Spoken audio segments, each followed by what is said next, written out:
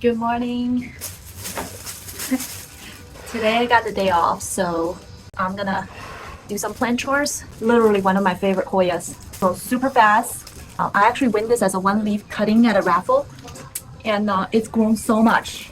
What I'm doing today is just put a nicer trellis because this is wobbly and it's leaning forward.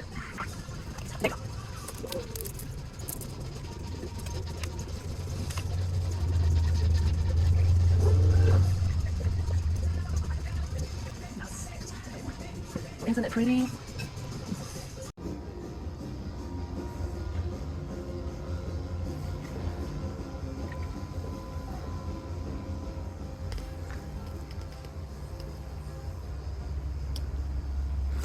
Look at my Bella.